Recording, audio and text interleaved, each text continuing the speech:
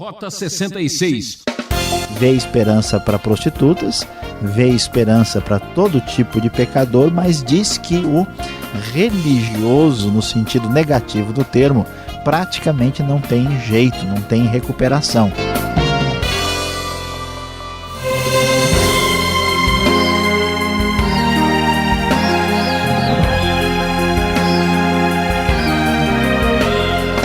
Rota 66 está com tudo no programa de hoje. Preparamos um pacote especial da série Salmos. Aqui é Beltrão e juntos vamos entender os Salmos 50, 52 e 54. O professor Luiz Saião chama a nossa atenção com um verso em seu tema. O bem Deus quer, o mal não quer. No tempo que temos, é nosso dever fazer todo o bem que pudermos para todas as pessoas que pudermos e de todos os modos que pudermos. A menor das boas ações é melhor que a maior das boas intenções. Vamos colocar um pouco mais de ação em seu rádio. Embarque agora nessa expedição com Luiz Saião. Prosseguindo em nossa caminhada pelo livro de Salmos. E como você já tem acompanhado, nós estamos no segundo livro de Salmos, no segundo trecho de capítulos de Salmos, que começa lá no capítulo de número 42 e prossegue até o 72. Vamos hoje falar sobre os Salmos 50, 52 e 54. E o tema de hoje será: o bem Deus quer, o mal não quer. O bem Deus quer, o mal não quer. Vamos prestar atenção à reflexão que nos traz esse texto.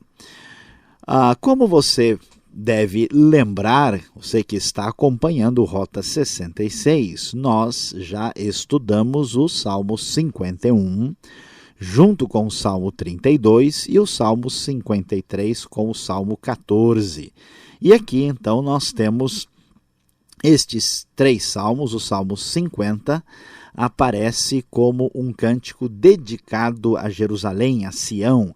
Deus aparece como aquele que julga o mundo, que traz o seu juízo sobre as nações, sobre toda a maldade que existe em nosso mundo. No Salmo 52, nós vemos aí o salmista apresentando uma descrição da maldade e da crueldade também a respeito de um determinado indivíduo que pratica o mal. E no 54 nós temos também um outro salmo que fala da traição, do engano dos zifeus, conforme apresentado em 1 Samuel 23, e é um lamento individual. Estes três salmos discutem bem a distinção entre o bem e o mal, entre a justiça e a maldade. E o Salmo 50, como nos mostra na NVI, ele começa dizendo: fala o Senhor, o Deus Supremo, convoca toda a terra do nascente ao poente. Desde Sião, perfeita em beleza, Deus resplandece. Versículo 3 deixa claro a atitude divina. Nosso Deus vem, certamente não ficará calado.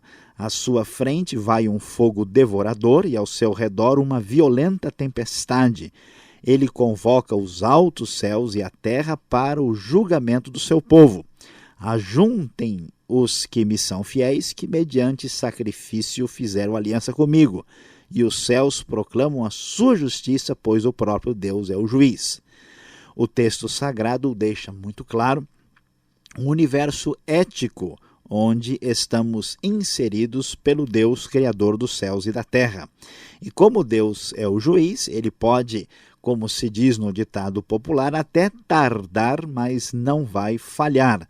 Deus estabelece a distinção entre o bem e o mal, entre a justiça e a injustiça, e por isso, certamente, o nosso Deus vem, ele não ficará calado, e a própria injustiça cometida no meio do seu povo também receberá juízo e julgamento. Versículo 7 deixa isso claro: ouça, meu povo, pois eu falarei, vou testemunhar contra você, Israel, eu que sou Deus, o seu Deus. O Deus de Israel não era meramente um aliado do seu povo.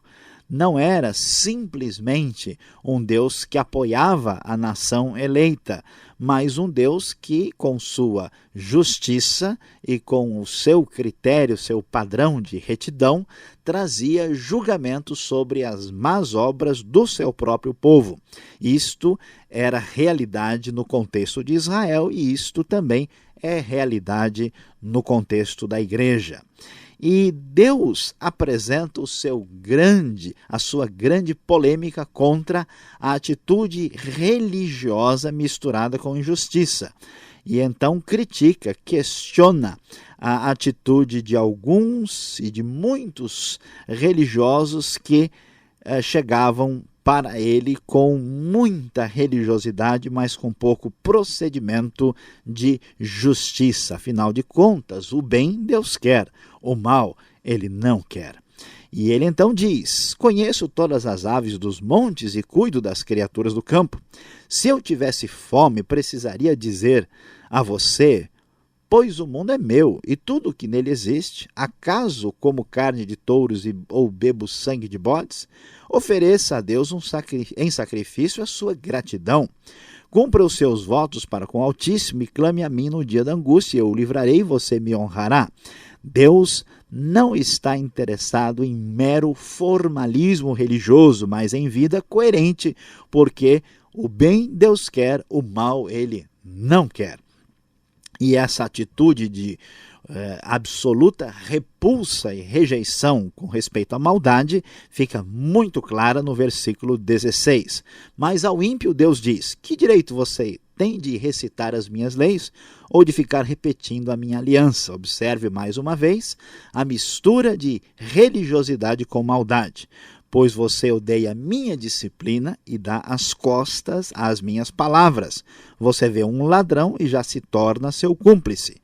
E com adúlteros se mistura, sua boca está cheia de maldade e a sua língua formula fraude. Como nós podemos observar no Salmo 50, Deus deixa muito claro que ele exige coerência de vida, que Deus não está preocupado simplesmente com pessoas religiosas, mas pessoas que têm um padrão de conduta, de ética correspondente às exigências, aos padrões de Deus. Nesse mesmo enfoque, nessa mesma atitude, vamos encontrar o Salmo 52, que lá no início, logo no título, apresenta ali o texto como um poema de Davi, quando o edomita Doeg foi a Saul e lhe contou. Davi foi à casa de Aimeleque.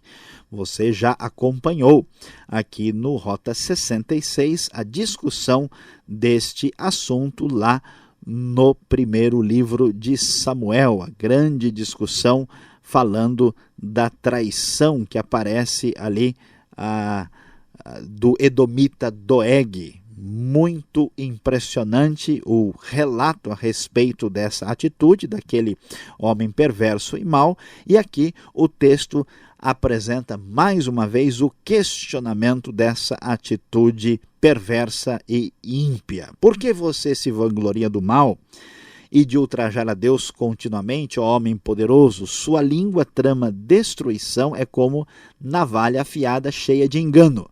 Você prefere o mal ao bem, a falsidade em lugar da verdade. Então, como nós podemos perceber no texto sagrado, o nosso universo não é só um universo ético, mas um universo de batalha entre a justiça e a injustiça. Vemos a maldade no Salmo 50 atingindo o próprio povo da aliança, vemos a maldade expressa na atitude de um gentil, de um edomita, de um descendente de Esaú, e o texto apresenta o seu questionamento, a sua crítica, a sua condenação da maldade, e aqui particularmente expressa na atitude de tramar, de enganar, de mentir, de fazer todo tipo de atitude perversa pelas costas de maneira absolutamente condenável. E o texto no versículo 3 diz: você prefere o mal ao bem, a falsidade em lugar da verdade. E continua: você ama toda palavra maldosa. Ó língua mentirosa, saiba que Deus o arruinará para sempre, diz o verso 5.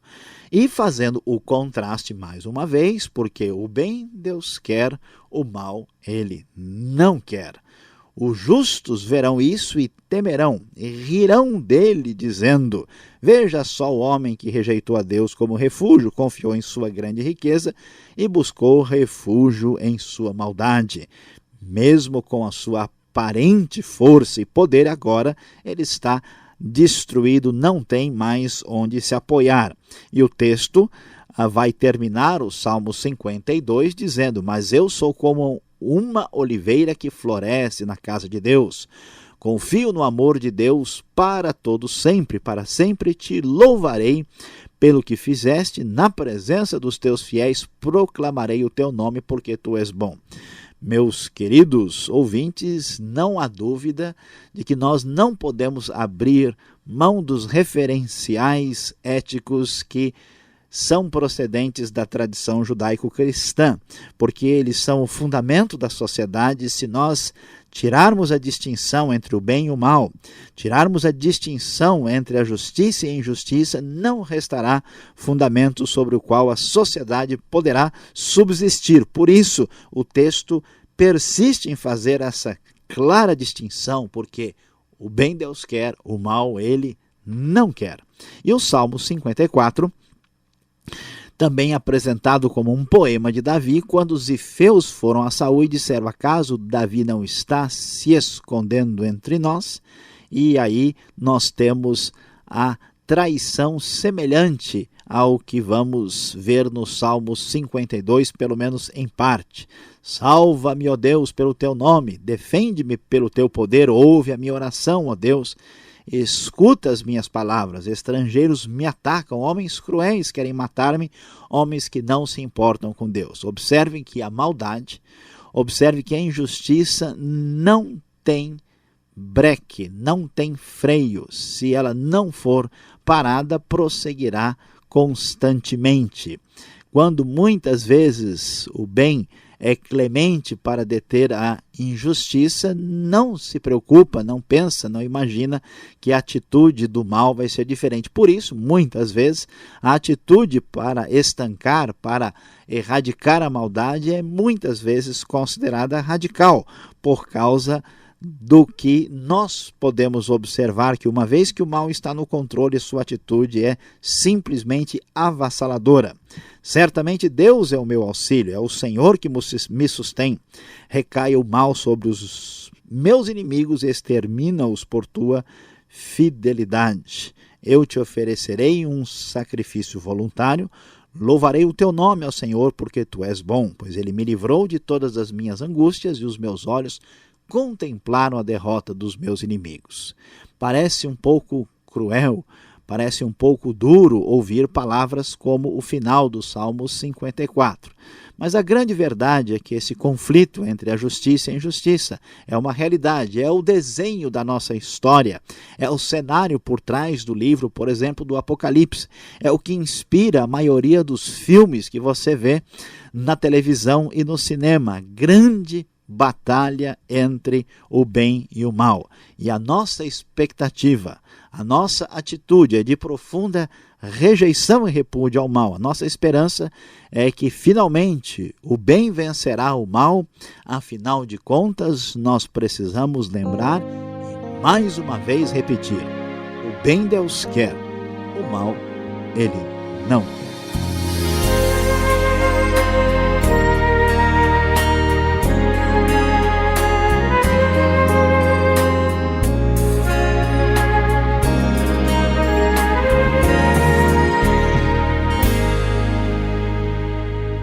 Você está no rumo certo. Esse é o programa Rota 66, o caminho para entender o ensino teológico dos 66 livros da Bíblia. Esta é a série Salmos nos capítulos 50, 52 e 54. Tema da aula: o bem Deus quer, o mal não quer. Rota 66 tem produção e apresentação de Luiz Saião, criação e redação Alberto Veríssimo, locução de Beltrão. Participe!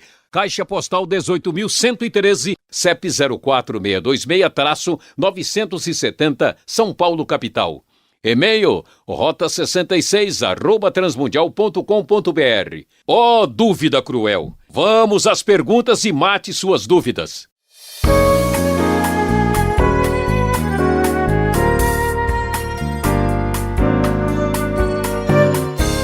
Voltamos agora com o estudo do Rota 66 em 3 salmos, os 50, os 52 e depois os 54, que você acompanha a exposição com o professor Luiz Saião, que vai responder algumas perguntas, quem sabe algumas questões suas. Professor, o que há de tão errado assim com o ritualismo religioso, essa formalidade toda que aparece nestes salmos? Porque o texto, de uma forma geral, critica tanto esta postura? Pois é, pastor Alberto, é surpreendente. Parece que grande parte dos religiosos lê pouco a Bíblia, porque geralmente nós consideramos certas coisas como muito graves e dificilmente o ritualismo religioso está incluído entre as coisas mais sérias e graves. Agora é interessante que tanto no Antigo Testamento como no Novo Testamento, um dos males mais terríveis que podem assolar a humanidade é o ritualismo religioso. É surpreendente, o tempo todo nós vemos aí nos Salmos, vemos nos profetas, depois nos Evangelhos, que é algo extremamente sério, porque nós vemos uma parceria assustadoramente perigosa, né? Que quando pensamos em fé, em religião, em expressão de crença em Deus, nós esperamos coisas positivas. O grande problema é quando a pessoa perde Deus no meio da religião e ele fica com o vazio, fica simplesmente com um ritual e passa a fazer as coisas sem pensar no que está fazendo, sem nem entender. Então aquilo fica puro ritual mecânico sem valor. E aí esse vácuo abre um espaço tremendo para a manifestação da maldade. Porque veja só, se o pecado, se o mal já tem um poder tão avassalador, imagine se a pessoa que pratica o mal ainda entende que Deus está do seu lado. A capacidade dessa pessoa de destruição é algo simplesmente surpreendente. Por isso que Jesus, por exemplo, vê esperança para prostitutas, vê esperança para todo tipo de pecador, mas diz que o religioso, no sentido negativo do termo, praticamente não tem jeito, não tem recuperação. E exatamente porque a pessoa não entende mais Deus como Deus, mas Deus passa a ser um instrumento dos seus interesses, Deus passa a ser simplesmente alguém que é utilizado para outras finalidades. Com isto em mente e na prática, pouca coisa pior poderá acontecer. Tá certo. Agora o capítulo 50, aqui no verso 3, apresenta uma teofania. Deus vem como um fogo devorador, diz o texto. Devemos esperar que ele vença o mal, que ele lute contra o inimigo, ou nós devemos tomar a iniciativa nesse processo todo? Excelente pergunta, pastor Alberto, e é verdade, o texto nos diz isso mesmo: nosso Deus vem e certamente não ficará calado. A ideia do salmista é que Deus habita em Sião, Deus habita ali na sua morada, no seu tabernáculo, e ele está presente, né? Ele é descrito muitas vezes nesse clima meteorológico, né? No meio do fogo devorador, na tempestade violenta, ele vai trazer o seu julgamento. Mas, ao mesmo tempo, é interessante observar que o mesmo Salmo 50, que afirma que Deus vem, Mas lá para frente, diante da maldade do ímpio, ele diz: ficaria eu calado diante de tudo que você tem feito? Você pensa que eu sou como você, mas agora eu o acusarei diretamente sem omitir coisa alguma. Então, a grande verdade é que é necessário entender um equilíbrio nestas duas funções de esperar a manifestação divina e de tomar uma atitude contra o mal. Historicamente, muitas vezes o ser humano tomou uma atitude tal que tirou a esperança em Deus do seu horizonte, do seu cenário. E muitas outras vezes, o homem religioso ou com esperança na vinda da ação divina, simplesmente foi, vamos dizer, covarde, não tomou uma atitude numa hora muito importante da vida e da história e permitiu que o mal tomasse conta de tudo, dizendo: não, isso aí, se Deus quiser, ele vai dar um jeito. É necessário que nós reafirmemos a esperança de que um dia Deus vai intervir na história, de que toda injustiça, todo pecado será castigado, a não ser que tenha sido perdoado, e ao mesmo tempo devemos ter esta atitude de tomar uma postura clara, inequívoca contra o mal. Você também comentou o Salmo 52 e depois o 54. Qual o significado destes títulos ou subtítulos, o contexto para a composição destes salmos? Um menciona o caso de Doeg, o rapaz que entregou Davi. E depois, lá para frente, no 54, fala sobre os Ifeus. Qual, então, o significado deste contexto histórico para a composição, para o sentimento do salmista aqui? Pastor Alberto, o que nos surpreende nesses dois salmos é o fato de que os dois são poemas que manifestam o seu profundo repúdio à injustiça e à maldade e a expectativa clara de que Deus fará triunfar a justiça. O interessante é observar como é que isso aconteceu. Os dois casos nós temos dois estrangeiros, é um grupo, no caso Doeg e outros Ifeus, que tentam entregar Davi a Saul. E esta tentativa de entregar Davi a Saul significa simplesmente condená-lo à morte. Imagina como é que Davi se sentiu no auge desta crise, imaginando que ele poderia morrer em pouco tempo. Pois é, exatamente no auge da experiência de crise mais profunda é que surge a experiência com Deus mais significativa. E aqui nós vamos ver que nesta experiência tremenda surge a poesia em que Davi manifesta a sua condenação e ruptura completa com relação à maldade e ao pecado. E isso é importante porque nós só vamos descobrir a verdadeira dimensão da luta contra o mal, do problema do pecado, quando nós mesmos sentimos bem de perto o tamanho e tremendo desse poder ameaçando a nossa própria vida. Aí o horizonte fica mais claro, entendemos o papel de Deus, entendemos o que significa o mal e o nosso papel nesse cenário tão importante e expressivo. Por perceber que sua vida corria risco, Davi confia em Deus e parece que é esse o tema nesses três salmos, os 50, 52, 54. O que é confiar em Deus? Como é que isso funciona? Parece que o Salmo 52 ele delimita bem a distinção de um com o outro, É importante prestar atenção neste aspecto tão ressaltado nos Salmos, porque, infelizmente, muitas pessoas têm uma visão absolutamente equivocada do que significa confiar em Deus. Parece que a maioria das pessoas entendem que confiar em Deus significa tomar uma atitude impensada, que a confiança em Deus, já que envolve fé, ela significa uma atitude incompreensível e essencialmente irracional. Mas, no entanto, não é esta a ideia que nós vamos encontrar na Bíblia.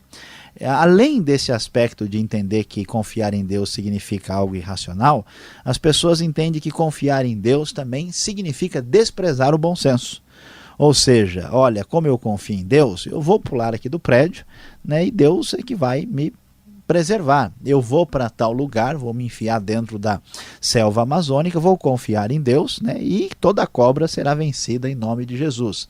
Essa atitude não tem fundamento na Bíblia. A ideia de confiar em Deus no livro de Salmos e na Bíblia de modo geral tem o fundamento de não ter o orgulho humano e de entender que a vida depende de você, que você é dono da situação, que é exatamente ao contrário do que nós temos na atitude dos ímpios e dos perversos. E confiar em Deus significa viver de maneira justa e ética, porque se é verdade que este é o Deus em quem eu tenho posto a minha esperança, ele é um Deus justo, portanto a minha atitude de confiança se expressa por uma postura ética absolutamente distinta da maldade. Confiar em Deus, portanto, não significa uma atitude irrefletida, irracional e absurda. Agora você disse tudo. Você que está nos acompanhando, fique mais um pouco com a gente. O professor Sayão tem uma aplicação especial para você.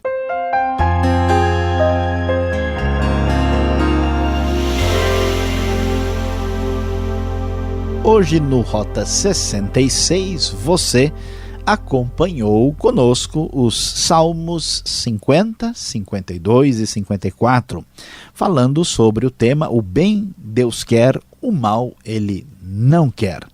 Nós vimos como o texto sagrado deixa bem clara a nossa atitude de repúdio, de rejeição, de condenação da maldade e da injustiça. E qual é a grande lição que devemos colocar em prática na nossa vida?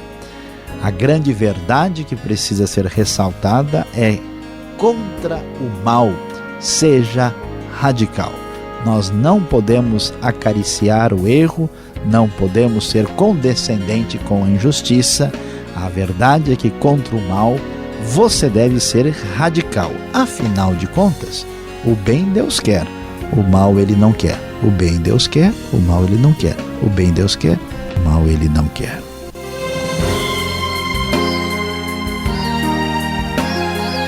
Essa foi a nossa dose diária. Rota 66 vai terminando aqui. Espero você para continuarmos na série Salmos. É sensacional.